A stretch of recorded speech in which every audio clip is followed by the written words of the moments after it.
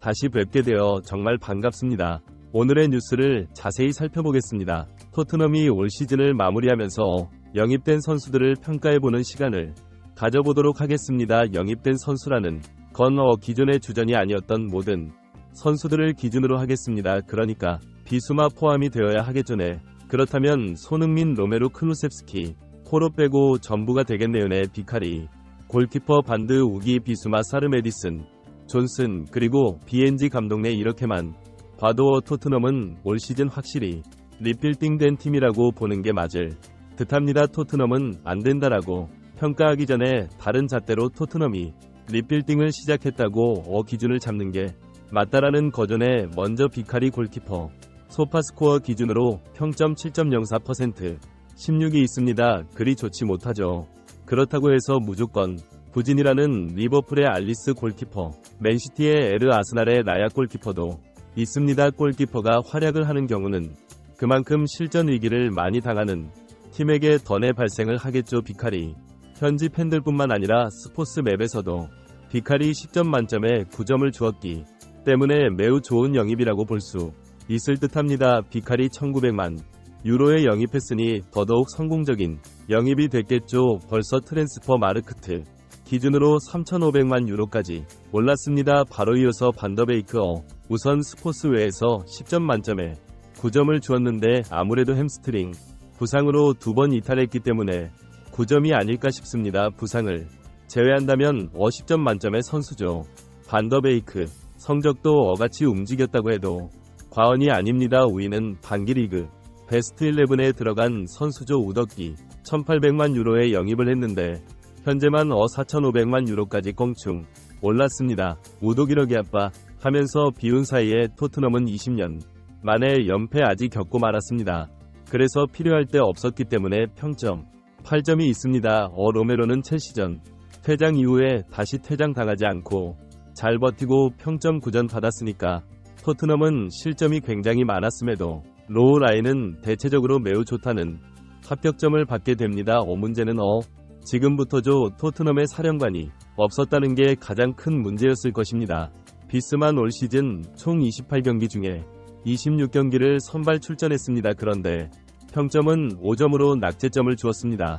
비수마 개막전 경기부터를 받았습니다. 그리고 이어서 메뉴전에서 2대0로 승리하면서 이 비수마 있습니다. 그래서 팬들은 토트넘이 야야 투레를 영입을 했던 거냐면서 중한 걱정 없겠다고 극찬을 했었습니다. 히트맨 보더라도 전 방위적으로 움직이면서 사령관 노릇을 톡톡히 해냈습니다. 팀은 계속 승승장구했죠. 10경기 8승 2무 있으니까요. 부상자가 속출하면서 비수마 많이 부상을 당했는지 점점 폼을 터니 치명적인 패스 미스를 많이 하고 옐로 카드를 수집하던 이전과 다른 소극적인 플레이까지 나오면서 점점 토트넘도 문제가 생겼습니다. 그리고 후방 막판에는 부상으로 아예 떠나게 되었죠. 비수마 3년 전에 브라이튼에서 뛰었을 때 거의 전 경기 출전이었다 해에도 25경기 정도를 선발 출전하면서 좋은 활약을 했고 그래서 토트넘이 영입을 했던 건데 비수마 폼이 좋았을 때 실력이 꾸준하고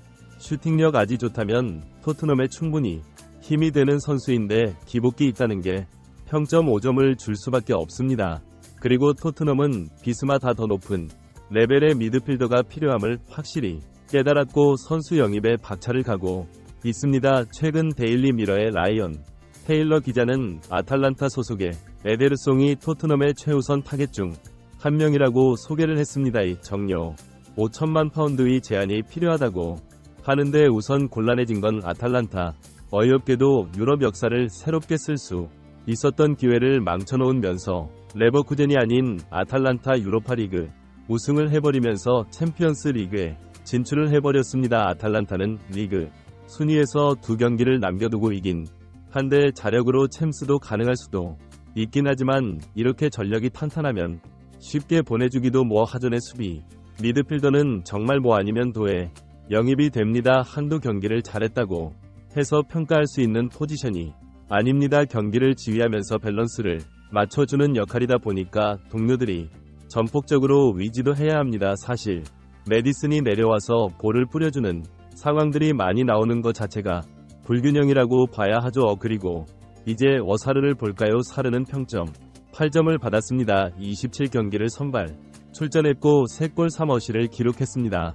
볼터치에 투박 한만 빼면 정말 좋은 미드필더인 아직 어린 만큼 더 성장할 수 있다고 봐야죠. 만약 사르가 백업 자원이라고 할지라도 토트넘의 퀄리티가 매우 높아졌다는 걸 보여주는 거조르는 벌써 몸값이 2배로 뛰어오른 상황입니다. 그리고 이제 메디슨 영입은 2019년에 토트넘을 떠난 에리슨 대체자로 그동안 5년 동안 헤맸던 자리인 만큼 주목할 수밖에 없었는데 메디슨은 애초에 뉴캐슬 영입 타겟이 했죠. 메디슨은 4천만 파운드 선수였습니다. 토트넘은 저렴하게 영입을 한 거라 볼 수 있습니다. 현재 트랜스퍼 마르크트 7천만 유로까지 상승되어 있거든요. 브루노 페르난데스와 같은 급입니다.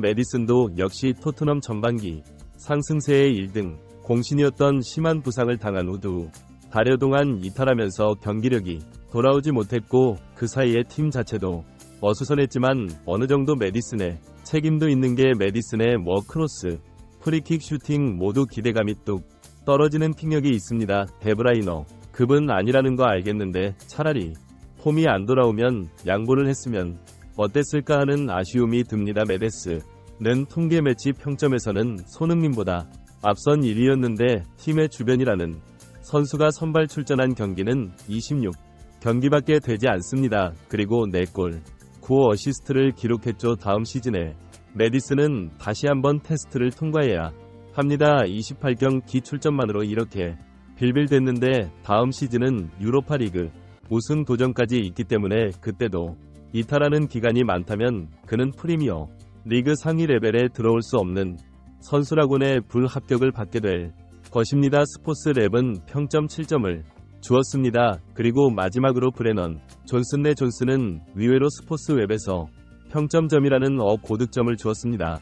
우선 38경기 중에 35경기를 출전하면서 공격수 중에는 가장 성실한 선수 중 한 명이었고 선발 출전은 26경기였습니다. 그리고 5골 10어시스트를 기록하면서 두 자릿수 어시스트도 기록을 하면서 나름 토트넘의 공격에 활로 역할을 해줬습니다. 공격수가 5골밖에 못 넣었다고 비판할 수 있는 건 맞지만 메뉴에 주포 레시포드가 7골 넣고 가르나 추 7골 아스날에 제주스 간에 골 넣고 리버풀에 디아즈도 내 골 맨시티 도크도 3골 그렇게 보면 무조건 내 부정적으로만 볼 것도 아닌 듯하고 어시스트 10개는 전체에서 손흥민과 함께 2위 드년에 카보다 어시스트가 많고 클루셉스키 보다 많습니다. 그래서 공격 포인트 15개를 기록했다 보니까 어린 나이에도 성장 가능성까지 보면서 8점을 준 게 아닐까 싶습니다. 그런데 존슨 매너 유일하게 영입하니